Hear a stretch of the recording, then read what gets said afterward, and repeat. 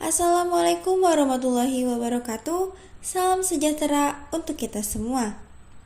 Perkenalkan, nama saya Syabila Kafi dengan NPM 20212150215 dari kelas R3D, kelompok 12, mata kuliah membaca. Oke, hari ini saya akan membawakan materi yang berjudul Ruang Lingkup dan Standar Pembelajaran Literasi. Langsung saja kita masuk ke materinya, yaitu ruang lingkup dan standar pembelajaran literasi. Sejalan dengan berkembangnya tujuan pembelajaran literasi, standar pembelajaran literasi pun mengalami perkembangan. Perkembangan standar pembelajaran literasi sebenarnya sejalan dengan perkembangan fokus dan paradigma pembelajaran literasi. Dengan kata lain, perubahan fokus, paradigma, dan tujuan pembelajaran literasi berimplikasi pada perubahan standar pembelajaran literasi. Di sini ada fokus pembelajaran literasi. Ada 4 fokus. Yang pertama, fokus pembelajaran literasi pertama adalah fokus teks. Fokus ini menetapkan bahwa standar utama yang harus dicapai dalam pembelajaran literasi lebih ditekankan pada aspek linguistik dalam sebuah teks. Bertemali dengan hal ini, fokus ini memandang bahwa pembelajaran literasi ditekankan untuk mencapai standar literasi sebagai berikut. Yang pertama, yaitu menguasai berbagai sistem bahasa yang digunakan untuk membuat makna, meliputi para pragmatis, jenis teks, genre, struktur teks, semantik, sintaksis, morfologi, ortografi, grafofonemik, dan grafem. Yang kedua yaitu untuk menguasai konsep tentang perbedaan bahasa tulis dan bahasa lisan. Yang ketiga yaitu menguasai konsep sistem variasi bahasa atau dialek yang terdapat di dalam kelompok sosial, sponsor, dan lembaga tertentu. Nah, fokus pembelajaran selanjutnya, yaitu fokus pembelajaran literasi yang kedua adalah fokus berpikir. Ditinjau dari fokus ini, pembelajaran literasi ditunjukkan untuk mencapai beberapa standar berikut. Yang pertama, menjadi pembaca dan penulis yang aktif, selektif, dan konstruktif. Yang kedua, menggunakan pengetahuan awal atau skema yang relevan untuk membangun makna. Yang ketiga, menggunakan berbagai proses dan strategi mental untuk menghasilkan makna. Misalnya, memprediksi, memonitor, mengevaluasi, merevisi, menanggapi, menginferensi, dan membangun kohesi. Nah, selanjutnya yang keempat itu menggunakan berbagai proses dan strategi mental untuk mengatasi hambatan saat membaca dan menulis.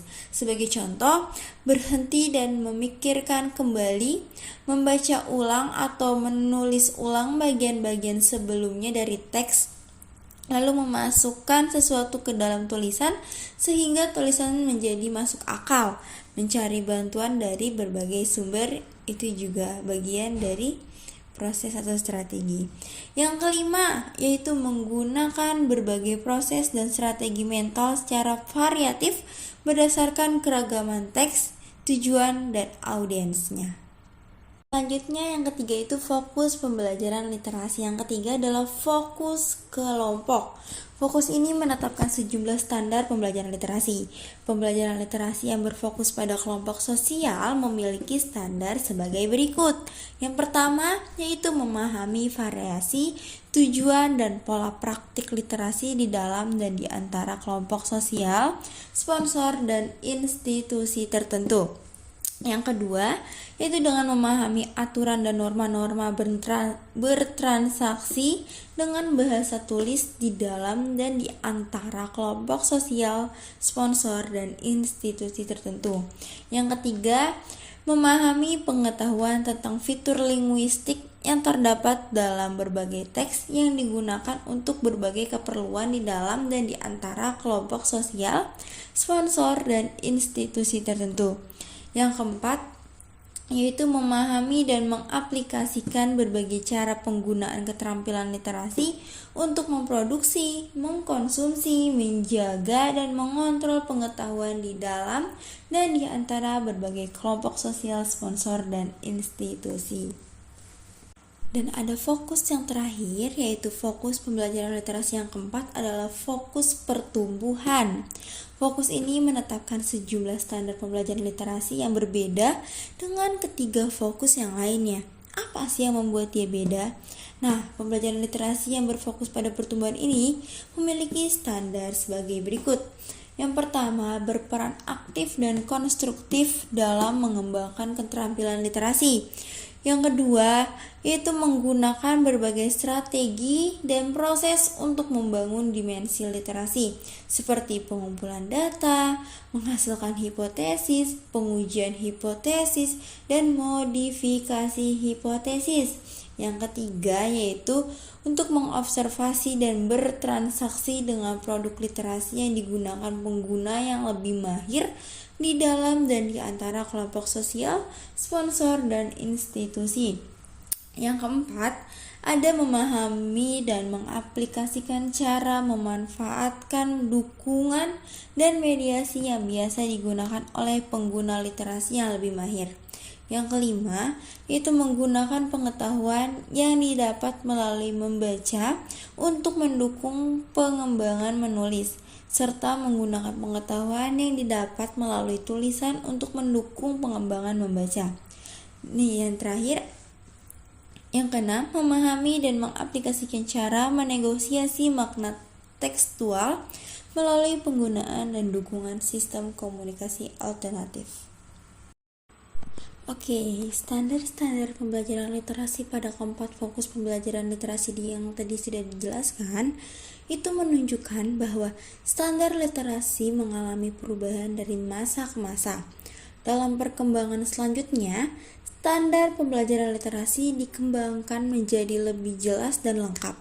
Hal ini sejalan dengan perkembangan paradigma pembelajaran literasi yang telah mencapai paradigma literasi kritis, bahkan paradigma multiliterasi. Dalam konteks pembelajaran literasi berbasis multiliterasi, standar inti pembelajaran literasi ditujukan untuk membentuk siswa yang memiliki karakteristik sebagai berikut. Yang pertama, menunjukkan kemandirian belajar. Yang kedua, memiliki pengetahuan keilmuan yang kuat. Yang ketiga, responsif terhadap audiens, tugas, tujuan, dan disiplin.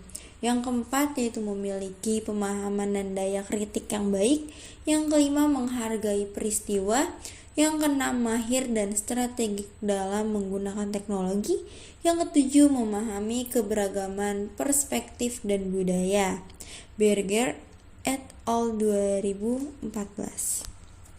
Nah, berdasarkan karakteristik inti yang harus dimiliki siswa di atas, berikut diuraikan standar pembelajaran literasi berbasis multiliterasi yang harus dicapai siswa dalam konteks pendidikan abad ke-21 berdasarkan Common Core State Standards atau CCSS yang dikeluarkan oleh National Governors Association Center for Best Practice atau NGA dan Council of Chief State School Officers atau CCSSO Amerika Serikat pada tahun 2010 sebagaimana dikutip oleh Stuart Jr. tahun 2014 berikut ini. Oke, yang pertama itu ada standar kemampuan membaca. Ada 10 standar jangkar atau pangkal yang harus dicapai dalam pembelajaran membaca. Ke-10 standar ini dikelompokkan ke dalam 4 kelompok besar, yakni standar tentang ide utama dan ide penjelasan. Lalu yang kedua ada karya dan strukturnya. Yang ketiga ada integrasi ide dan pengetahuan. Yang keempat ada serta, rentang, dan level kompleksitas teks. Nah, dalam istilah umum, keempat kelompok standar pangkal ini bertujuan menjawab 4 pertanyaan berikut. Nah, pertanyaannya apa aja sih? Pertanyaan yang pertama yaitu, apa yang dikatakan teks? Apa yang tidak dikatakan teks? Apa artinya itu? Bagaimana kita dapat membuktikannya? Yang kedua pertanyaannya yaitu bagaimana bahasa yang penulis gunakan untuk berkomunikasi? Lalu bagaimana teks diorganisasikan? Siapa yang menulis teks ini?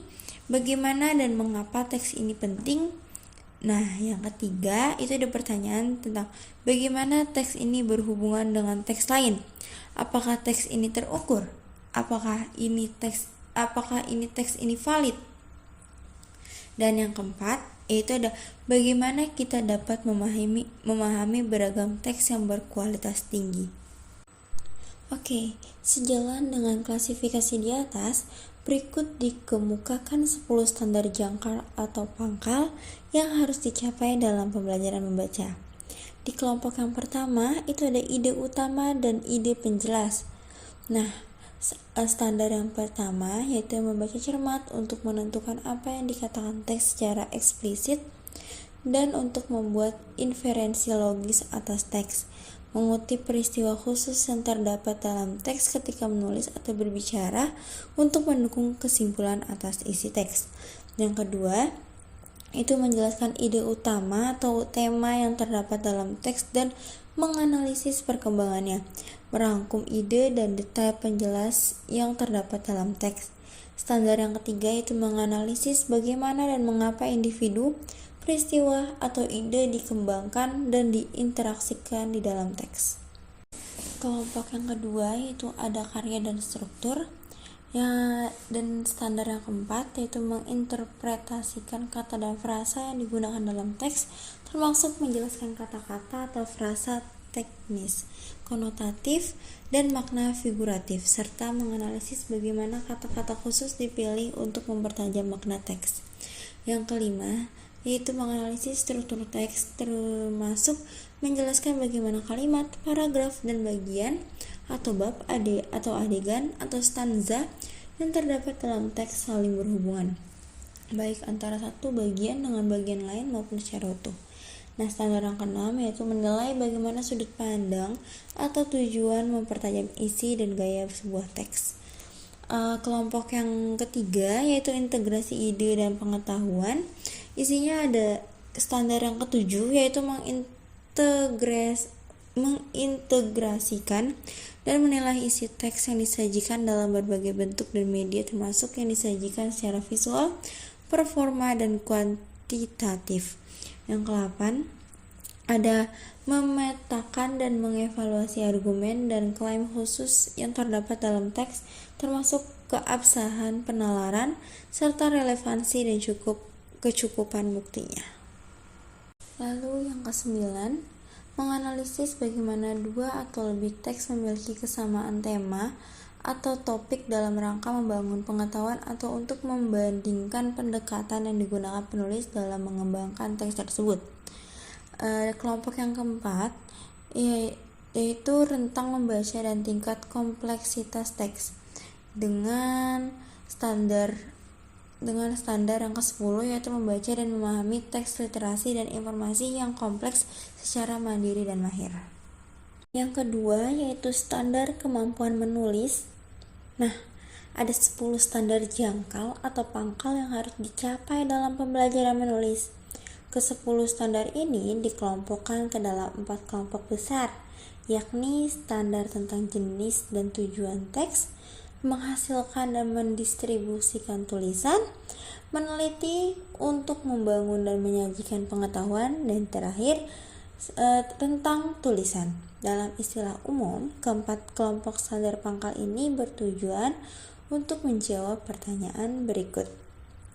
Pertanyaan yang pertama, bagaimana cara menulis argumen yang indah? Bagaimana cara menjelaskan ide yang kompleks secara jelas? Pertanyaan yang kedua yaitu bagaimana tugas, tujuan, dan audiens mengubah cara kita menulis. Lalu ada proses apa yang harus dilalui untuk membuat potongan-potongan menulis yang efektif. Yang ketiga, pertanyaannya yaitu bagaimana kita melakukan penelitian, baik penelitian jangka pendek atau jangka panjang. sumber mana yang dapat dipercaya sebagai landasan penelitian. Yang keempat yaitu bagaimana kita menulis dalam jangka waktu yang singkat dan jangka waktu yang panjang.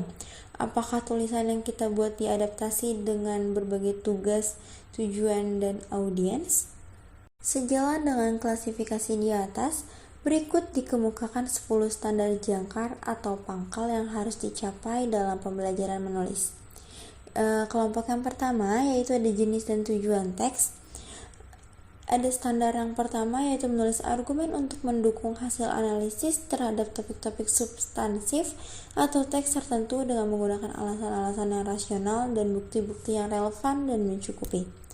Yang kedua yaitu menulis teks informatif atau explanatory untuk menguji dan menyampaikan ide-ide dan informasi yang kompleks secara jelas dan akurat melalui seleksi organisasi dan analisis isi yang selektif. Yang ketiga yaitu menulis narasi untuk mengembangkan pengalaman kenyataan dan imajinasi menggunakan struktur cerita dan detail peristiwa yang dipilih secara efektif dan baik. Kelompok yang kedua yaitu menghasilkan dan mendistribusikan tulisan. Nah, standar yang keempat yaitu menghasilkan tulisan yang jelas dan koheren yang ditandai dengan kesesuaian pengembangan, organisasi dan gaya tulis dengan tugas, tujuan, dan audiens yang beragam. Yang kelima yaitu mengembangkan dan memperkuat tulisan melalui penggunaan proses menulis yang baik, meliputi tahapan merencanakan, menulis draft, merevisi, mengedit, dan menulis ulang ataupun melalui kegiatan mencoba pendekatan baru dalam menulis. Yang keenam yaitu menggunakan teknologi termasuk internet untuk menghasilkan dan mempublikasikan tulisan untuk berinteraksi dan berkolaborasi dengan orang lain. Kelompok yang ketiga yaitu meneliti untuk membangun dan menyajikan pengetahuan. Nah, standar yang ketujuh ini melakukan penelitian sederhana ataupun penelitian berkelanjutan berdasarkan fokus pertanyaan tertentu untuk menunjukkan pemahaman tentang subjek yang diteliti. Yang kedelapan yaitu mengumpulkan informasi yang relevan dari berbagai media cetak dan sumber digital, menilai kredibilitas dan akurasi setiap sumber, serta mengintegrasikan informasi sambil menghindari plagiarisme. Standar yang kesembilan yaitu mendeskripsikan bukti dari teks sastra atau teks informatif untuk mendukung analisis, refleksi, dan penelitian. Kelompok yang keempat yaitu ada rentang tulisan. Nah, di mana dalam rentang tulisan ini ada standar yang ke-10 yaitu rutin menulis dalam jangka waktu yang panjang atau waktu untuk penelitian, refleksi, dan revisi, dan jangka waktu yang lebih pendek atau 1 atau 2 hari untuk berbagai tugas, tujuan, dan audiens. Oke, yang ketiga ada standar kemampuan berbahasa lisan. Nah, di dalam standar kemampuan berbahasa lisan ini ada 6 standar jangkar atau pangkal yang harus dicapai dalam pembelajaran berbahasa lisan. Keenam standar ini dikelompokkan ke dalam 2 kelompok besar, yakni standar tentang pemahaman dan kolaborasi, serta menyajikan pengetahuan dan ide-ide. Dalam istilah umum, kedua kelompok standar ini itu bertujuan untuk menjawab 2 pertanyaan berikut ini. Yang pertama, bagaimana kita mempersiapkan diri dan secara efektif berpartisipasi dalam berbagai percakapan dan kolaborasi dengan beragam mitra? Bagaimana kita membangun ide-ide orang lain dan mengekspresikan sendiri secara jelas dan meyakinkan? Pertanyaan yang kedua yaitu bagaimana kita menyajikan informasi, temuan, dan bukti yang mendukung dengan cara yang mungkin pendengar mengikuti arah penalaran yang kita gunakan, dan bagaimana kita memanfaatkan data secara strategis untuk meningkatkan kualitas pemahaman dan presentasi yang kita lakukan. Nah, sejalan dengan klasifikasi di atas, berikut dikemukakan 6 standar jangkar atau pangkal yang harus dicapai dalam pembelajaran bahasa lisan. Di kelompok yang pertama ada pemahaman dan kolaborasi. Nah, pemahaman kolaborasi ini diisikan dengan standar yang pertama, yaitu berpartisipasi secara efektif dalam berbagai percakapan dan kolaborasi dengan beragam mitra, membangun ide berdasarkan ide-ide orang lain, dan mengekspresikannya sendiri secara jelas dan meyakinkan. Yang kedua, yaitu mengintegrasikan dan mengevaluasi informasi yang disajikan dalam beragam bentuk dan media, termasuk media visual, media kuantitatif, dan secara lisan.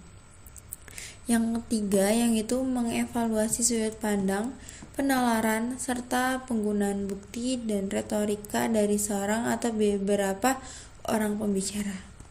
Kelompok yang kedua yaitu menyajikan pengetahuan dan ide-ide. Nah, yang termasuk standar dari penyajian dan pengetahuan dan ide-ide ini ada standar yang keempat, yaitu menyajikan informasi, temuan, dan bukti-bukti pendukung sehingga pendengar dapat mengikuti garis dan organisasi penalaran, pengembangan, dan gaya yang digunakan sesuai dengan tugas, tujuan, dan audiensnya. Yang kelima yaitu manfaatkan secara strategik data-data dalam bentuk media digital dan tampilan visual untuk mengekspresikan informasi serta meningkatkan pemahaman pada saat presentasi. Yang keenam, ada berpidato secara adaptif dalam berbagai konteks dan tugas komunikatif dengan menggunakan bahasa yang baik dan benar. Dan standar yang terakhir yaitu ada standar kebahasaan. Di dalam standar kebahasaan ini ada 6 standar jangkar atau pangkal yang harus dicapai dalam standar kebahasaan. Ke-6 standar ini dikelompokkan ke dalam 2 kelompok besar, yakni standar konvensi bahasa dan pengetahuan bahasa. Dalam istilah umum, kedua kelompok standar pangkal ini bertujuan untuk menjawab 3 pertanyaan berikut. Yang pertama, pertanyaannya yaitu, kapan kita harus menulis dan berbicara dengan menggunakan bahasa yang baik dan benar? Kapan kita perlu menulis dan memperhatikan pedoman penulisan yang berlaku? Yang kedua, bagaimana kita menggunakan bahasa sebagai alat untuk menyampaikan makna secara efektif? Yang ketiga, yaitu bagaimana kita dapat mengetahui makna dari kata-kata atau frasa yang dimultimakna. Bagaimana kita menjelaskan kata tertentu yang digunakan oleh seorang penulis atau pembicara. Nah, sejalan dengan klasifikasi di atas, berikut dikemukakan 6 standar jangkar atau pangkal yang harus dicapai berdasarkan standar kebahasaan. Yang pertama, di kelompok yang pertama yaitu ada konvensi bahasa. Ada standar yang pertama yaitu menunjukkan kemampuan untuk menggunakan tata bahasa yang baik dan benar ketika menulis dan berbicara. Lalu yang kedua, menunjukkan kemampuan menggunakan ejaan secara tepat ketika menulis dan mengeja. Di kelompok yang kedua yaitu pengetahuan bahasa. Ada standar yang ketiga yaitu mengaplikasikan pengetahuan bahasa untuk memahami bagaimana bahasa difungsikan dalam berbagai konteks untuk memilih makna dan gaya yang efektif serta mendapatkan pemahaman penuh ketika membaca ataupun menyimak. Selanjutnya yaitu kelompok yang ketiga yaitu pemerolehan dan penggunaan kosakata. Standar yang keempat yaitu menentukan atau memperjelas makna kata-kata atau frasa yang tidak diketahui ataupun bersifat multimakna dengan menggunakan konteks analisis bagian makna kata dan mengkonsultasikan terhadap bahan berupa referensi umum ataupun khusus yang sesuai. Menunjukkan pemahaman tentang bahasa kiasan, hubungan kata, dan nuansa dalam arti kata. Memperoleh dan menggunakan secara akurat berbagai kata dan frasa akademik umum maupun khusus yang diperlakukan untuk aktivitas membaca, menulis, berbicara, dan menyimak, baik pada tataran sekolah maupun pada tataran kehidupan berkarir. Menunjukkan kemandirian dalam mengumpulkan pengetahuan kosakata ketika mempertimbangkan kata atau frasa penting untuk meningkatkan kualitas pemahaman atau meningkatkan kualitas ekspresi. Demikianlah uraian tentang standar pembelajaran literasi pada abad ke-21. Perlu disampaikan bahwa standar yang dibahas dalam buku ini adalah standar yang sifatnya masih umum.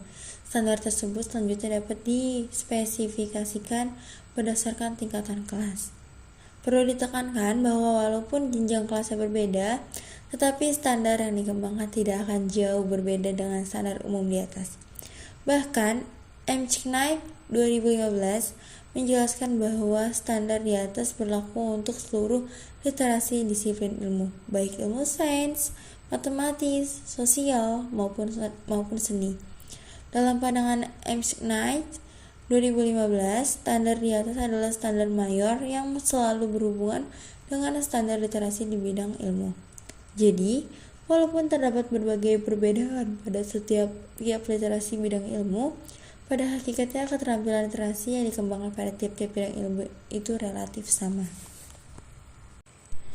Berdasarkan standar pembelajaran literasi di atas, minimalnya ada 2 tugas utama guru dalam mengembangkan literasi siswa. 2 tugas utama tersebut dikemukakan oleh Wilson and Chaves 2014 yang menyatakan bahwa guru harus mampu mendorong siswa dalam 2 hal berikut. Yang pertama yaitu pengaplikasian strategi pemahaman terhadap semua media representasi dengan mempertimbangkan keberagaman dan keunikan representasi tersebut berdasarkan tujuan tiap-tiap bidang ilmu. Yang kedua yaitu mengembangkan kompetensi representasional multimodal, termasuk menghasilkan dan mengevaluasi jenis representasi tersebut agar mampu secara tepat mengkomunikasikan kompleksitas konsep disiplin ilmu tertentu. Menilik tugas guru di atas, guru memiliki peran yang sangat penting dalam pembelajaran literasi. Guru dari berbagai bidang ilmu seyogianya juga mampu memahami konsep pembelajaran literasi bahasa, sehingga pembelajaran literasi bidang ilmu dapat tercapai dengan baik. Dengan demikian, kapabilitas guru harus terus ditingkatkan sejalan dengan evolusi literasi dan evolusi pembelajaran literasi yang terjadi saat ini. Peningkatan kapabilitas guru menjadi sangat penting dan menjadi persyaratan mutlak bagi lahirnya generasi cerdas, inovatif, produktif, kreatif, dan berkarakter di masa yang akan datang. Dan ya kesimpulannya, sejalan dengan berkembangnya tujuan pembelajaran literasi, standar pembelajaran literasi pun mengalami perkembangan. Perkembangan standar pembelajaran literasi sebenarnya sejalan dengan perkembangan fokus dan paradigmanya. Dengan kata lain, perubahan fokus dan paradigma dan tujuan pembelajaran literasi berimplikasi pada perubahan standar pembelajaran literasi. Nah, berdasarkan standar pembelajaran literasi di atas, menilik tugas guru di atas, guru memiliki peran yang sangat penting loh dalam pembelajaran literasi. Guru dari berbagai bidang ilmu seyogianya juga mampu memahami konsep pembelajaran literasi bahasa, sehingga pembelajaran literasi bidang ilmu dapat tercapai dengan baik. Dengan demikian, kapabilitas guru harus terus ditingkatkan sejalan dengan evolusi literasi dan evolusi pembelajaran literasi yang terjadi saat ini. Ya, ini adalah peta konsep dari materi yang saya sampaikan kali ini. Cukup sekian pembahasan materi kali ini. Mohon maaf apabila ada salah-salah kata. Wassalamualaikum warahmatullahi wabarakatuh.